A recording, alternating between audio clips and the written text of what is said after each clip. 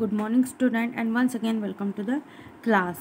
Now today we are started revision first to 10th lesson. First our earth and our solar system, म्हणजे आपली पृथ्वी आणि त्यातील सूर्यमाला, म्हणजे सोलर सिस्टीम मीन्स सूर्यमाला.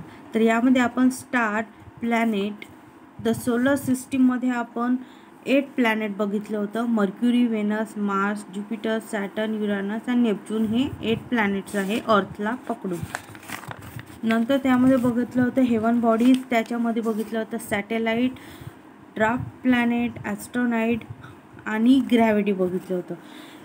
आणि त्या ग्रॅव्हिटीमध्ये त्यावर आधारित आपण लेसनसुद्धा बघितलं, म्हणजे त्यावर आधारित आपण क्वेश्चन एक्सरसाइज बघितलेली होती. तर what the solution on use your brain power हे आपल्याला लेसनमधून रिड्यूस केलेलं आहे, म्हणून ते आपल्याला घ्यायचं नाही आहे. 3rd नंबरचा क्वेश्चन आहे, in the picture below correct the sequence of the planet from the sun. म्हणजे इथे ही जी पिक्चर दिली आहे यामध्ये प्लॅनेट दिलेले आहे, तर ते आपल्याला सिक्वेन्स म्हणजे क्रमवारीनुसार लावायचे आहे. मी ऑल क्वेश्चन राईट डाऊन करून दिलेले होते. आता who I am, you can see me from the earth but the lighted part of me that you see changes every day. तर काय होतं त्याचं, कोण आहे हा, द मून. म्हणजेच पृथ्वीवरून तुम्ही मला पाहता, तुम्हाला दिसणाऱ्या माझ्या प्रकाशित भागात नियमितपणे बदल होतो. तर मग मी कोण, द मून. सेकंड आहे, I have my own light, it is only from me that the planet get light and heat. म्हणजे मी स्वयंप्रकाशी आहे, माझ्यापासून निघणाऱ्या प्रकाशामुळेच ग्रहांना प्रकाश मिळतो. मग मी कोण, द सन. सी आहे, I turn around my self around a planet and also around a star. म्हणजे मी स्वतःभोवती फिरतो, ग्रहाभोवती आणि ताऱ्याभोवतीही फिरतो. तर मग मी कोण, तर satellite. I turn around myself and revolve around the sun. म्हणजे मी स्वतःभोवतीही फिरतो आणि ताऱ्यांभोवतीही प्रदक्षिणा मारतो. म्हणजे मग मी कोण, तर planet. No other planet has a living words like me. म्हणजे माझ्यासारखी जी सजीव सृष्टी आहे ती तर कोणत्याच प्लॅनेटवर नाही आहे. मग मी कोण, तर earth. I am the nearest star to the earth. म्हणजे मी पृथ्वीपासून सर्वात जवळचा तारा आहे. मग मी कोण, तर पृथ्वीपासून जो नियरेस्ट स्टार आहे तो कोण आहे, सन आहे. फॉर, नंतर नेक्स्ट क्वेश्चन आहे 5 नंबरचा, for what purpose are rocket use in space travel. म्हणजे अवकाश प्रक्षेपणामध्ये रॉकेट का यूज केल्या जाते.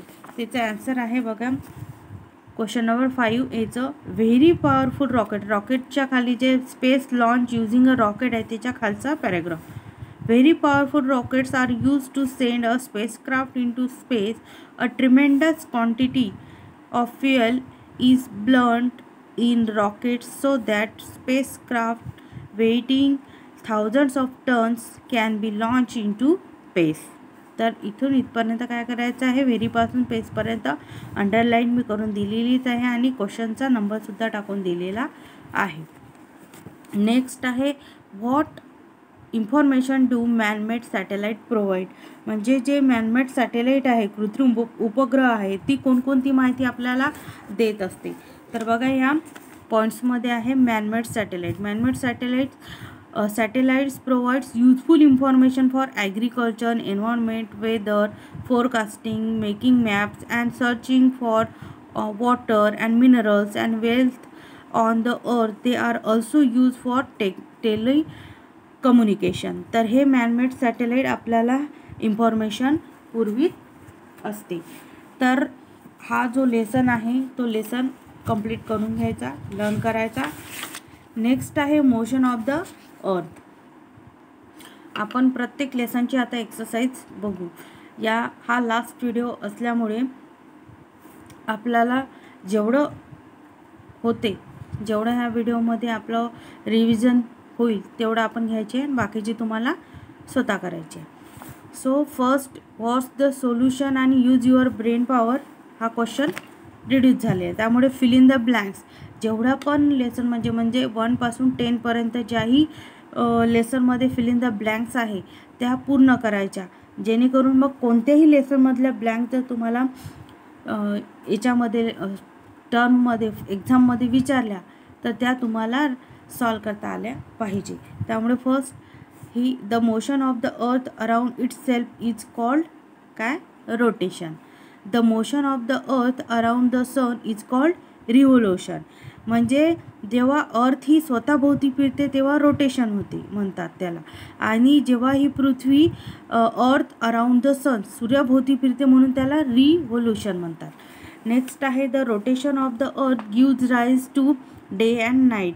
जर ही पृथ्वीची रोटेशन आहे ती काय करते? डे अँड नाईटला काय करते? राईज करते. नंतर आहे 4 नंबरचा question, what is mean by each of the following terms. म्हणजे याचा अर्थ काय? फुल मून मीन्स काय? न्यून मून मीन्स काय? लुनार मंथ अँड तिथी. हे बघा, द फुल मून्स कशाला म्हणतात आणि द न्यू मून कशाला म्हणतात. तर फुल मून मीन्स काय होते की we see the entire side of the moon that faces the earth. म्हणजे अर्थवर अर्थवर जो मून आहे तर अर्थवर पूर्ण मून जेव्हा आपल्याला दिसतो आकाशामध्ये, पूर्ण मून जेव्हा आपल्याला दिसतो तेव्हा आपण त्याला फुल मून म्हणतो.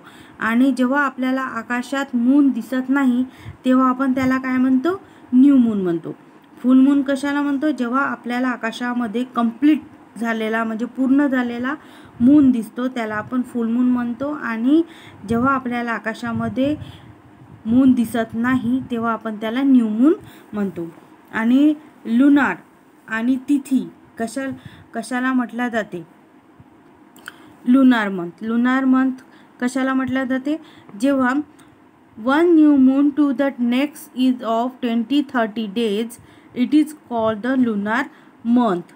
The period from one new moon to the next is of 28-30 days. म्हणजे जेव्हा एका अमावस्येपासून पुढच्या अमावस्येपर्यंतचा जेव्हा काळ तो 28 ते 30 दिवसाचा असतो तेव्हा त्याला आपण लुनार मंथ म्हणजेच चांद्रमास असे म्हणतो. आणि तिथी कशाला म्हणायची? Every day of the lunar month is called a तिथी. म्हणजे चंद्रमासातील प्रत्येक दिवसाला आपण तिथी असे म्हणतो. नेक्स्ट आहे what is the equator and what are the 2 parts of the earth made by the equator. आता व्हॉट इज इक्वेटर? तर व्हॉट इज इक्वेटर कशाला म्हटलं जाते? जेव्हा the surface of the earth exactly in between the north and the south pole divided into 2 equal parts is called equator. आणि what are the 2 parts of the earth made by the equator. हे इक्वेटरमध्ये या इक्वेटरमुळे अर्थचे जे 2 विषुववृत्तामुळे जे निर्माण होणारे पृथ्वीचे जे 2 भाग आहेत ते कोणते आहे? बघा, northern hemisphere and the Southern hemisphere. हे काय आहे? 2 विषुववृत्तामुळे निर्माण झालेले पृथ्वीचे भाग आहे. नेक्स्ट 3rd नंबरचा चॅप्टर आहे the earth and the its living worlds. तर क्वेश्चन नंबर 3 बघा, what are the clouds made up of. म्हणजे हे जे क्लाउड्स आहे ते कसं बनल्या जाते, म्हणजे ढग जे आहे ते ढग कशाचे बनलेले असतात. आणि नंतर आहे what is mean by biosphere. म्हणजे जीवावरण कशाला म्हणतात. तर याचं हे जे आहे तर what are clouds made up of. तर इथे दिलेलं आहे बघा, हाऊ डज इट रेनमध्ये 5 नंबरची line. As water vapour is lighter than air it rises high up into the atmosphere. As it goes higher it cools and condenses forming very fine droplets of water. The droplets are so small and light that they float in the atmosphere forming clouds. तर हे आहे त्याचा क्लाउड्सचा answer. नंतर what is mean by biosphere. आता biosphere म्हणजे काय? तर biosphere means तर many kinds of plants, animal and microorganisms are found everywhere on the earth, on land, in water and in the air. Living things exist in the lithosphere, hydrosphere and atmosphere. They also interact with these sphere, these living worlds constitutes the biosphere. नंतर आहे make a list of landform you see in your surrounding, give a description of any two of them. नंतर आहे in the following sentence underline the words that refer to landform. मी प्रत्येक लेसनचे प्रत्येक जे question होते ते solve करून दिलेले आहे तुम्हाला. Anil lives at the foot of a hill and next आहे Riya lives in the plateau region. म्हणजे आपल्याला इथं लँडफॉर्म सांगायचा. इथे लँडफॉर्म काय आहे, हिल आहे, आणि इथे काय आहे लँडफॉर्म प्लॅट्यू. नंतर आहे write a notes about the following. म्हणजे हे जे याच्यावर नोट्स लिहायचे evaporation, condensations and the water cycle. Water cycle is most important. तर ते मोस्ट इम्पॉर्टंट असल्यामुळे वॉटर सायकलची जी नोट्स आहे ती काय करायची आहे, तुम्हाला राईट डाऊन करायची आहे. प्रत्येक असाइनमेंटमध्ये मी दिलेलं आहे. And give 2 examples of each. आता वेदर रिलेटेड इव्हेंट्स म्हणजे वेदरशी रिलेटेड जे घटना आहे ते आपल्याला काय करायचे आहे, लिहायचे आहे. म्हणजे हवामानाशी संबंधित असलेल्या घडामोडी कोणत्या आहे, रेन आहे, क्लाउड्स आहे. फक्त 2 एक्झाम्पल्स द्यायचे म्हणून आपण रेन अँड क्लाउड्स लिहिलं. नंतर सोर्सेस ऑफ वॉटर म्हणजे पाणी उपलब्ध असणाऱ्या ठिकाणी कोणती, रिव्हर्स आहे, पॉन्ड आहे, वेल आहे, हे 2च लिहायचे. मग नंतर आहे next draw a label diagram showing the water cycle. Water सायकलची डायग्राम काढायची आहे तुम्हाला. नंतर नेक्स्ट 4 नंबरचा क्वेश्चन आहे what is a food chain, give an example of it. Food chain म्हणजे काय आहे ते आपण घेतलेलं आहे आणि त्याचं एक्झाम्पलसुद्धा घेतलेलं आहे. How is the balance in the environmental maintain. नंतर आहे how is the balance in the environment maintain म्हणजे एन्व्हायरमेंटचे संतुलन कसे राखले जाते, तो क्वेश्चनसुद्धा आपण राईट डाऊन केलेला आहे. What substance in the soil are useful for the growth of plants. म्हणजे वनस्पतीच्या वाढीसाठी जमिनीतील कोणत्या पदार्थाचा वापर आवश्यक आहे, हा पण क्वेश्चन राईट डाऊन करून दिलेला आहे. नंतर आहे true or false. True or फॉल्सचं पण तुम्हाला करायचं आहे. नेक्स्ट आहे family value.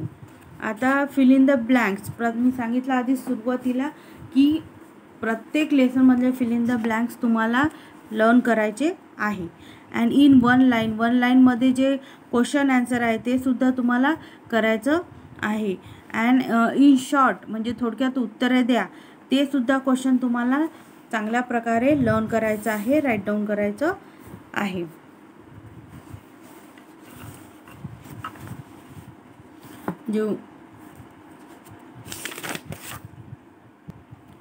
Who should make decision regarding changes in our environment. म्हणजे आपल्या एन्व्हायरमेंटमध्ये चेंजेस करायचा आहे याचा निर्णय कोण घेतो, आपण सर्व घेतो, म्हणजे एव्हरीवन घेत असतो. What is tolerance. Tolerance means काय तर रिस्पेक्टिव्ह. बघा टॉलरन्सचा सगळ्यात लास्ट खालचा paragraph, respecting opinions which are different from our own is called tolerance. नंतर आहे what is gender quality. Gender क्वालिटीचं काय आहे क्वेश्चन नंबर 2चं बघा इथेच आहे. Considering boys and girls to be equal without discrimination is called gender quality. आणि त्याच्यामध्ये रिस्पेक्ट केलं पाहिजे, त्यांच्यामध्ये समानता विषमता म्हणजे डिस्क्रिमिनेशन म्हणजे त्याच्यामध्ये भेदभाव केला जायचा नाही. What are the common needs of men and women. Men आणि वुमेनची कॉमन नीड्स काय आहे, food, clothing, shelter, health and education are the common needs of men. So अशा प्रकारे तुम्हाला हे सर्व क्वेश्चन काय करायचे आहे 1 to 10 पर्यंत लेसनचे लर्न करायचे आहे. म्हणजे जेणेकरून कोणताही क्वेश्चन तुम्हाला एक्झाममध्ये विचारला तर पटकन राईट डाऊन करता आला पाहिजे असं तुम्हाला लर्न करायचं आहे. ओके.